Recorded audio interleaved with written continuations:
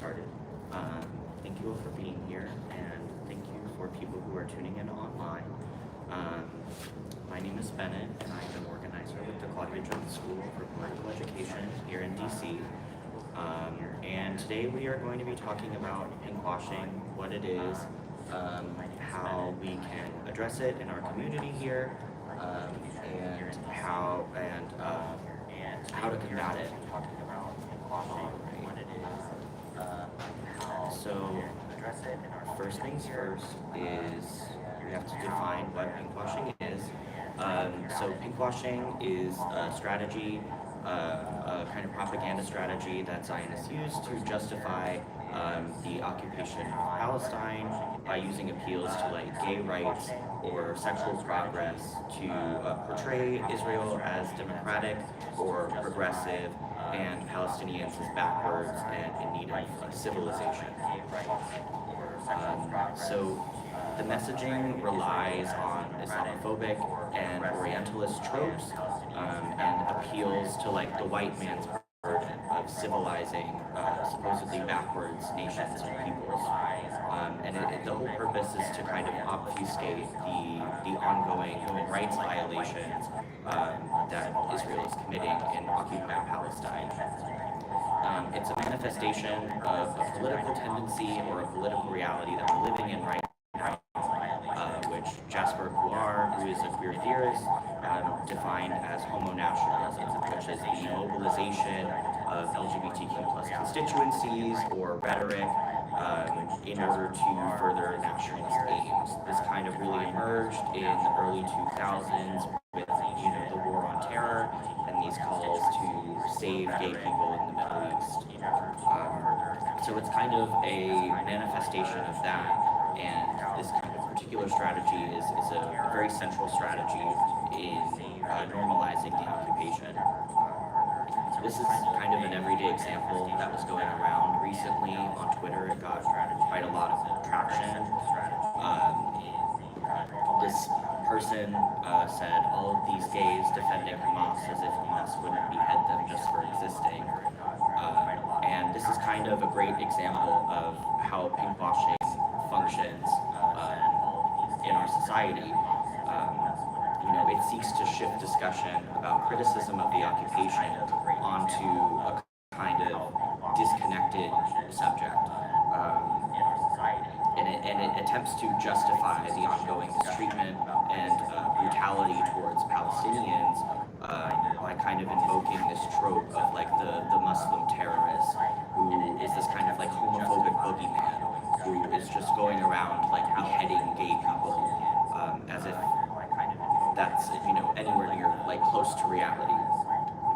But it also importantly serves to shift the kind of conversation away from care about like queer Palestinians or Palestinians in general to focusing on kind of the imperial interests of white gay Americans, of people who might seek out queer tourism or any kind of other like relation to Israel.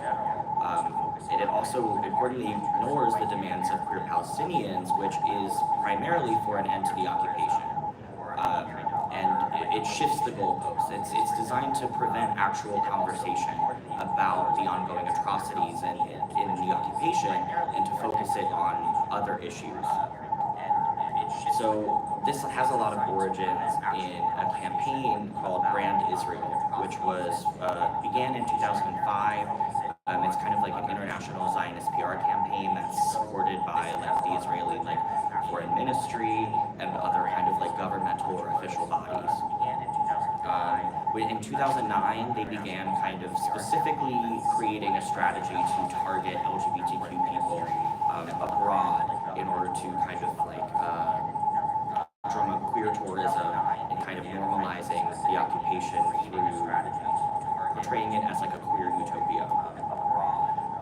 One of the major first campaigns happened in 2010, which was basically to save the image of Israel's kind of like appeals to like democracy for queer people after there was a terrorist attack on an LGBT center in Tel Aviv, which killed 2 people and injured at least a dozen more.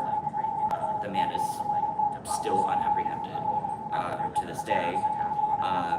And they they created this film festival in San Francisco called like Out in Israel.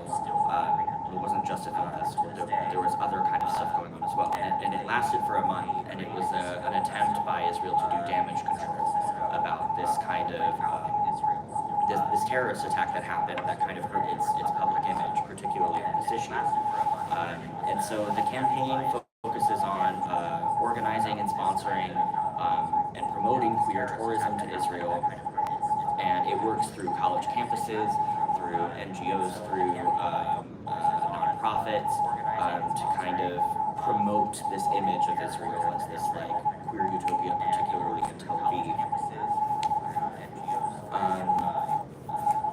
However, the truth is, many of the rights that Israel promotes as being something that queer people are entitled to in Israel are actually not even realized. Same-sex marriage is not legal in Israel. They only recognize or allow people to register if they have a foreign marriage with somebody of the same gender, because marriage can only be performed through religious means. They don't have like civil marriages. And it also, this whole kind of propaganda rests on a disavowal of queer Palestinians as being entitled to any of these rights, which they are systematically denied, as all Palestinians are systematically denied human rights under the occupation. And it really relies on these kinds of homo-nationalist tropes of this, the terrorist Muslim, the backwards, sexually repressed Muslim person, to depict Palestinians as these like homophobic terrorists, which totally leads to the fact that homosexuality was decriminalized in the West Bank over 50 years before in the United States, which sodomy laws were not officially overturned in the United States until the Supreme Court case in 2003. Additionally, this was also 10 years before the first U.S. state, which was Illinois, decriminalized sodomy in 1961. And so it portrays Israel as this kind of like democracy, which has all of these progressive laws for queer people, but it totally tries to ignore the fact that, you know, the Zionist occupation continues to operate with the apartheid system. You know, all of these checkpoints, all of these, you know, continual attempts and to displace the Palestinian population even further. You know, denying citizenship. There are roads that only Israeli people can drive on. You know, there are so many laws and mechanisms in place to prevent, you know, basic kind of human decency towards the Palestinian population that it occupies. Additionally, this kind of notion of this like sexually progressive society is built on a lot of lies as well. You know, it obscures, you know, these consistent homophobic tactics of the occupation. You know, they blackmail queer Palestinians, threatening to out them to their communities in order to try and turn them into informants and spies for the occupation. It also erases, you know, the homophobia that LGBTQ people in Israel continue to face, like hate crimes, as was mentioned earlier. And according to the European Social Survey, Israel actually continues to rank very low in public tolerance for LGBTQ people and LGBTQ issues, particularly amongst more religious and more conservative sectors, both in the public and in the government. So while it portrays itself as this like sexually liberated society, you know, the IOF continues to sexually violate Palestinian women on a regular basis. They have a history of enforcing a eugenic sexuality as well, denying intermarriage between Israelis and Palestinians. They, you know, without their knowledge, administered birth control to Ethiopian Jewish women to prevent them from sexually reproducing. And they also, many companies required migrant workers to sign contracts that they would not have sex with Israeli women while present and working in Israel, so that they would not reproduce to kind of dilute the Jewish population. So this whole notion of Israel as this like paradise of sexual progress in a supposedly backward area is all built on these kinds of propagandistic obfuscations and exaggerations in order to, you know, save face international sexual progress.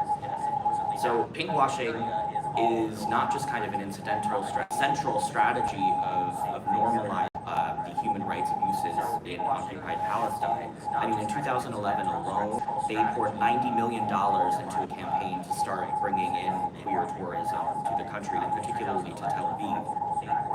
And it was estimated that year that annually queer tourism brings in about $55 million annually. And that's not an insignificant amount of money. And every year there is consistently a budget applied to continue to bring in queer tourists, particularly to Pride in Tel Aviv. And it also seeks to provide justification for the occupation. They target human rights organizations, particularly LGBTQ organizations, things like the Human Rights Campaign, kind of bolstering the image of its record on LGBTQ issues to conceal the kind of consistent human rights violations and brutality towards Palestinians for the past, 3/4 of a century. And frequently, international allies of Israel have invoked this kind of supposed progress on this issue to, justify what Israel is doing in Palestine. Calling it the only democracy in the Middle East, saying that, in Israel, queer people can have all of these things that they can't have anywhere else in the Middle East, which also, totally erases the fact that those kinds of rights are not actually extended to people in that region. They are only extended to, the occupiers, to Israelis. And it seeks to kind of promote this image of Palestinians as in need of the occupation, as the world benefiting from the occupation of Palestinians by invoking these kinds of racist, homo-nationalist tropes, these Islamophobic tropes that seek to portray them as, kind of these horrific homophobic terrorists that go around beheading people, which I have never seen any documentation of the beheadings of queer people in Palestine. Even in places like Gaza, where homosexuality is still criminalized, which, importantly, is a British colonial law from the 1930s. So that is not a law that was passed by Palestinians, but is a law that happens to be on the books still, which also importantly, they have not been able to have elections or, a kind of legal infrastructure because of the brutality of the occupation, because of the consistent siege on Gaza, which has currently only worsened. So it's really important for us as queer people, particularly in a city like DC, kind of the belly of the beast of world imperialism, the center kind of the imperial core. It's really essential for us to combat these strategies to normalize, this fascist occupation of Palestine. We are not an incidental target of Zionist propaganda. We are a primary audience for this, these rhetorical appeals, particularly with the stronghold that Zionism has in the queer community in this city.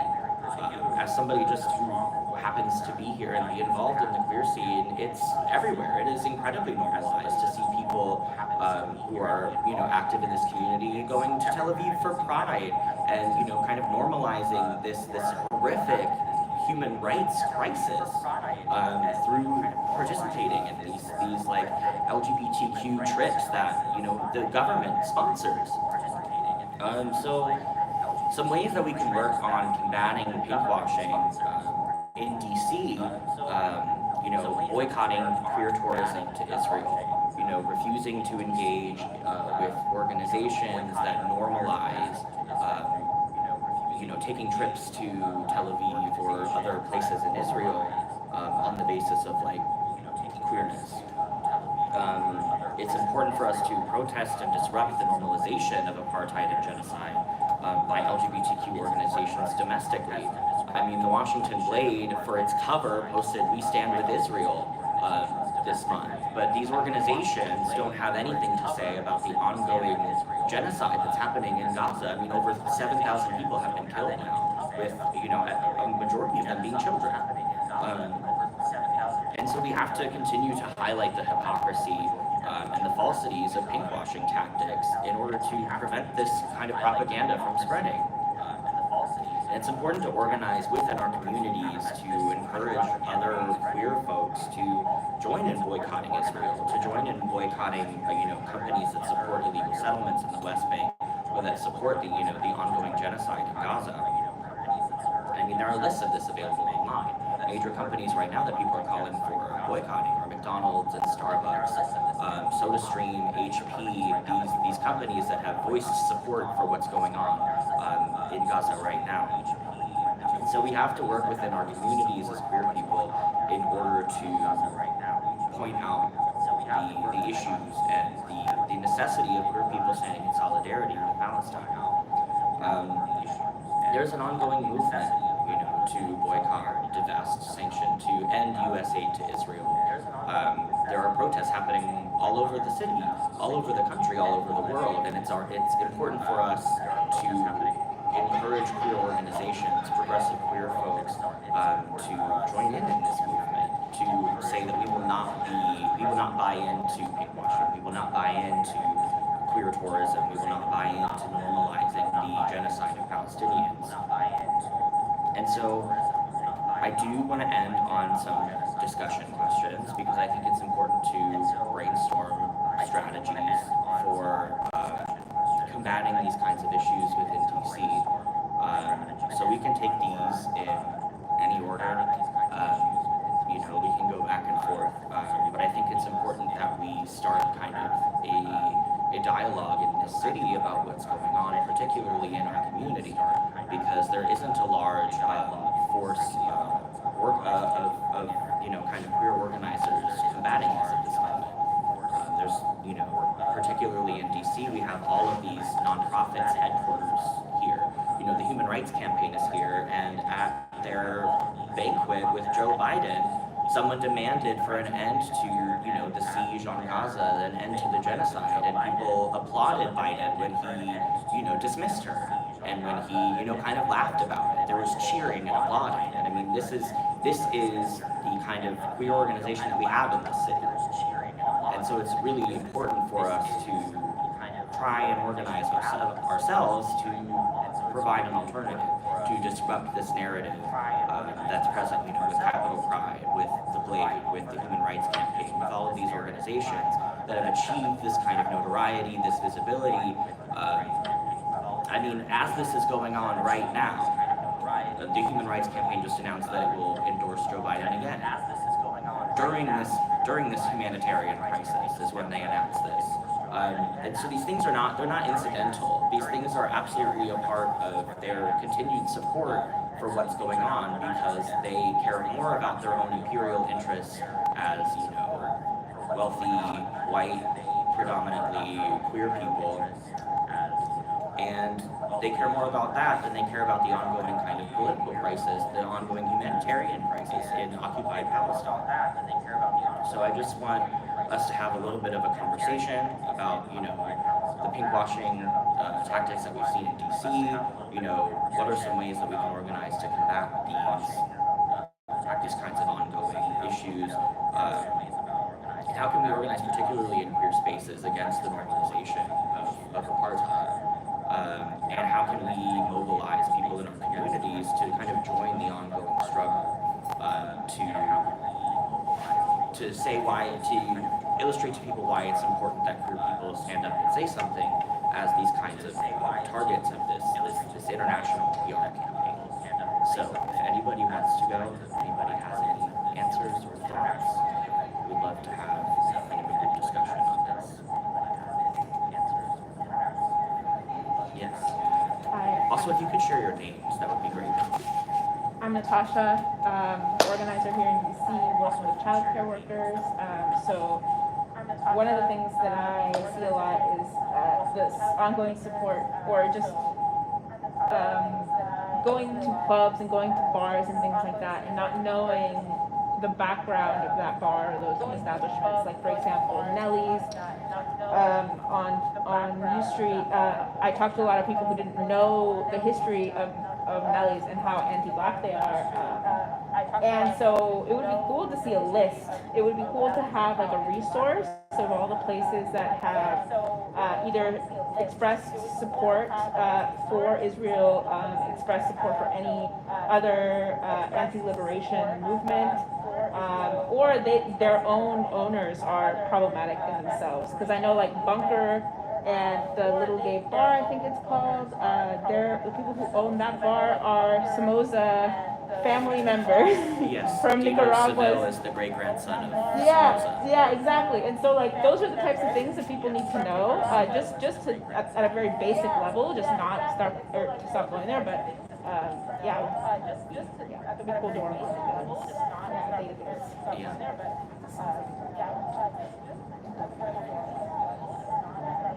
I think with awareness too, just beginning about this. So my name is Hezna, originally from Baltimore, back in DC. Some of the ways I think about combating pinkwashing, which you mentioned, is just knowing that gay people exist everywhere. So I've been lucky enough to be on the board of a queer mosque in Chicago, and a lot of times people think that gay Muslims don't exist, trans Muslims don't exist, hijabi gay people don't exist. So I think just bringing it back to not just the identity piece, but saying, well, have you interacted with gay Palestinians? What do you think the gay Palestinians can do there when they're stuck in this place, right? And there's a siege and they're not able to have the same benefits as white Jewish people. So I think remembering that identity piece, not just their Palestinian or even people's focus just on Islam being homophobic, but knowing that queer Palestinians exist, they live in Gaza, they live in the West Bank. So bringing it back to that, I think is really important. Also, yeah, on that note, there are queer liberation organizations in Palestine, in the West Bank, who are advocates against, pinkwashing as a strategy, and have made very clear that, the primary need of queer people in Palestine is an end to the occupation. That is the primary issue for queer Palestinians, is the ongoing occupation, is the ongoing Nakba, is the ongoing genocide. So I do think that's important to point out that, these people aren't just silent. These people are not just like silently, suffering. There are advocacy groups within, occupied Palestine. There are even anti-pinkwashing groups that exist in Israel that have been, historically targeted by the government. So it's important to bring that up, that these kinds of conversations aren't just happening here. These populations don't just exist here, and they're not just, not politically aware. They understand their situation, they understand what's going on, they understand what their interests are, and that interest is, an end to the occupation. There was some great work done in New York recently of posting all of these messages from queer Palestinians in Gaza all over the subway, talking about this exactly, that, their concern is the genocide and the ongoing occupation. It's not free us from Hamas. That's not, this isn't the primary kind of contradiction right now. So yes, thank you. Any other thoughts, comments, or questions?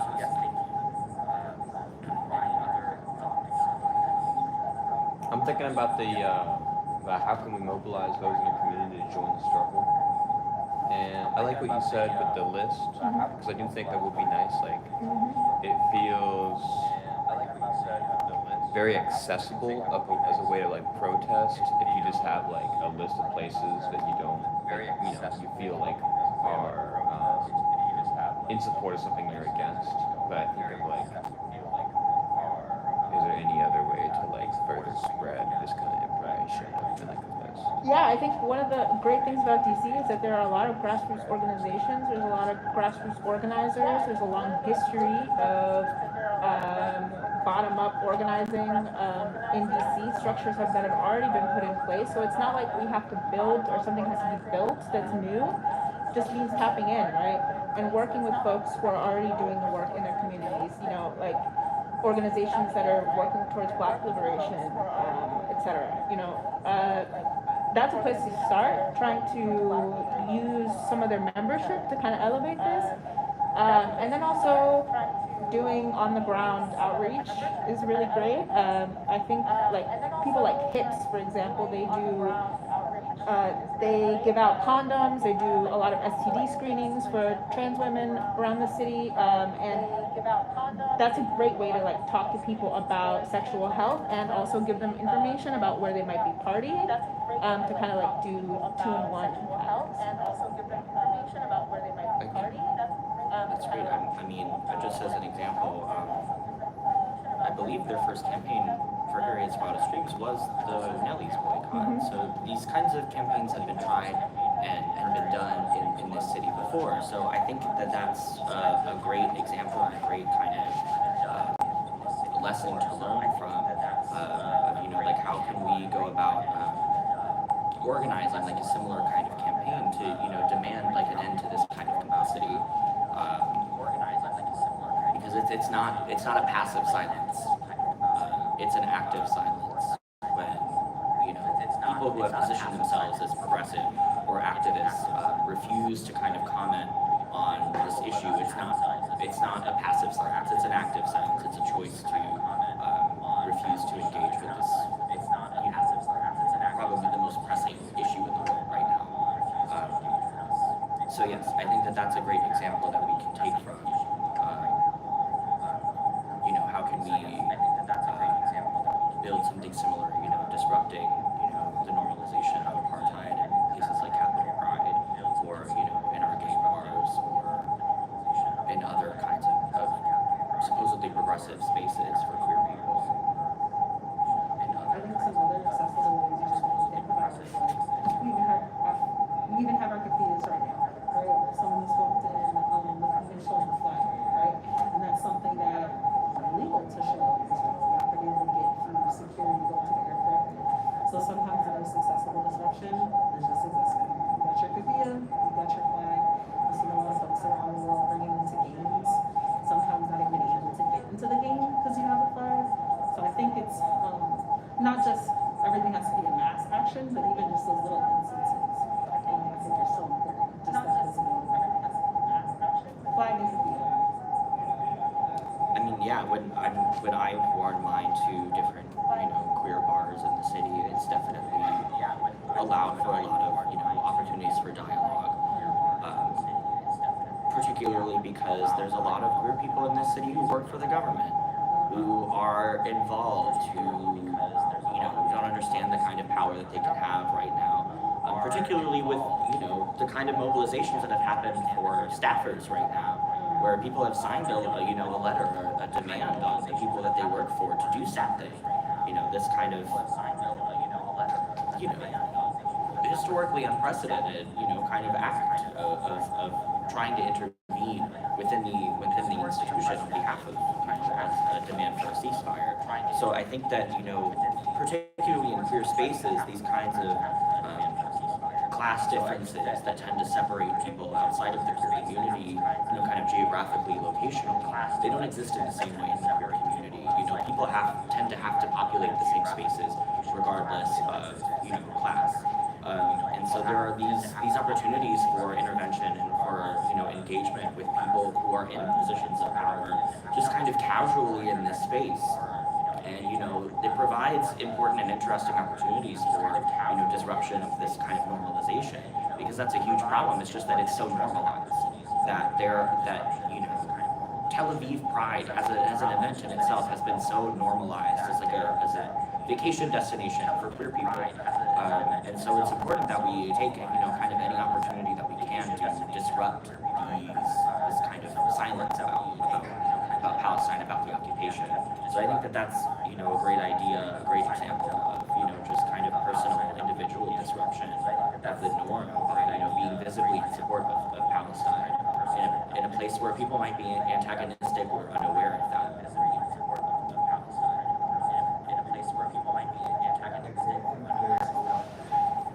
a lot of issues with queer spaces. I'm from Northern Virginia, so I can't really comment directly on DC, but I think it carries over.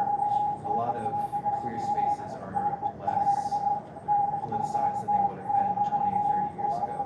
Because I think a lot of, especially in this area where people are wealthier than the average in America by far, people have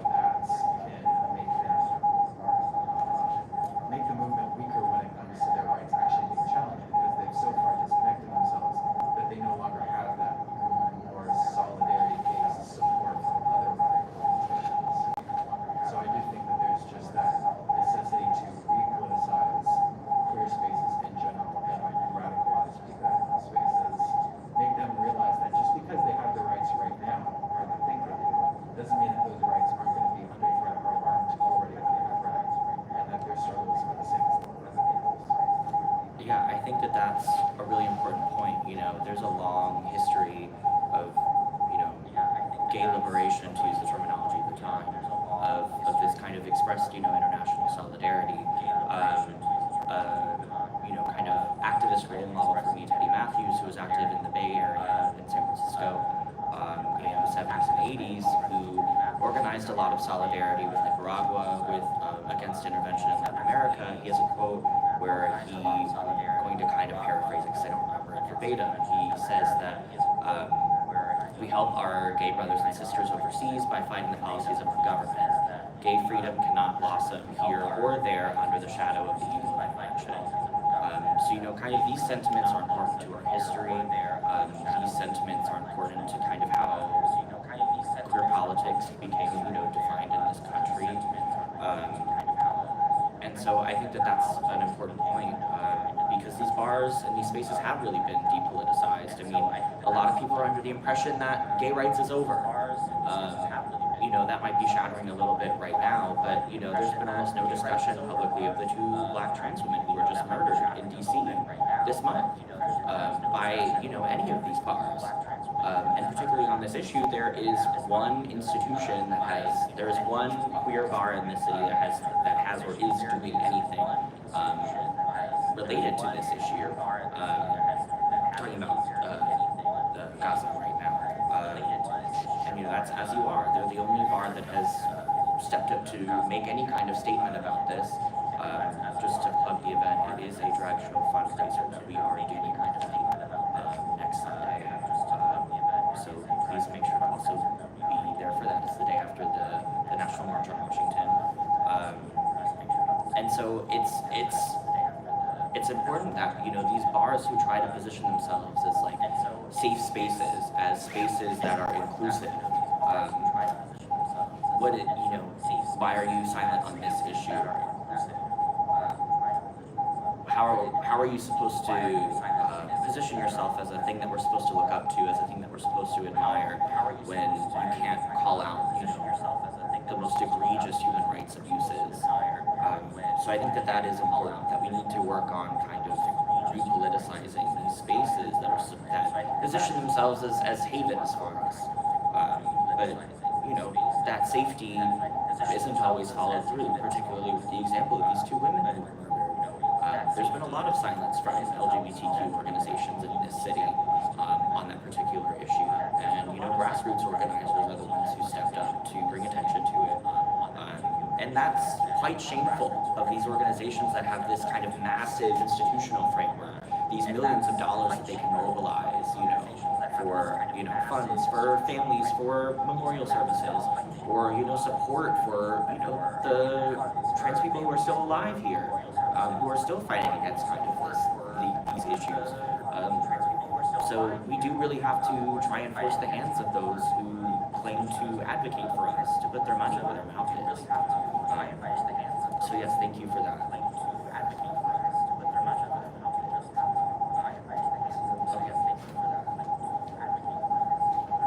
Any other thoughts, comments, questions?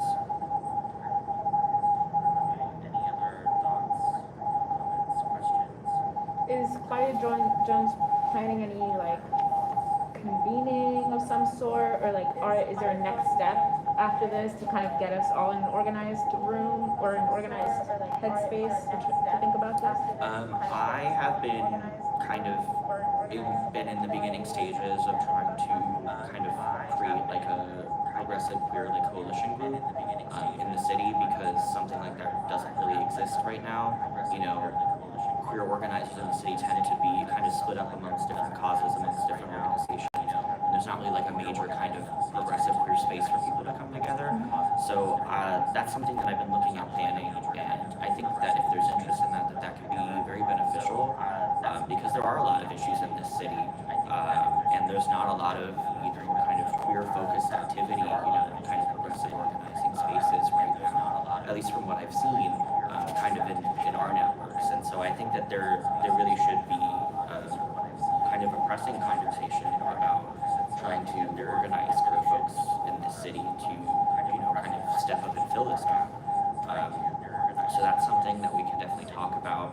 I would love to get, you know, contact information from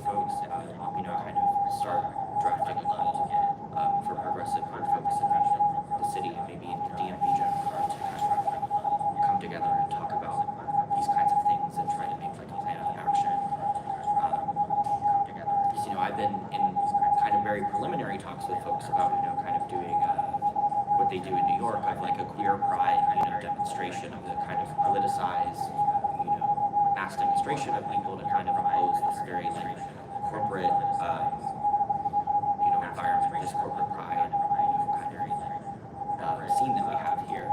So I think that that's definitely a pressing issue and one that I would like for us to jump on as soon as possible. So short answer, yes. There are plans, and I'm working. So short answer, yeah, kind of trying to get somebody together.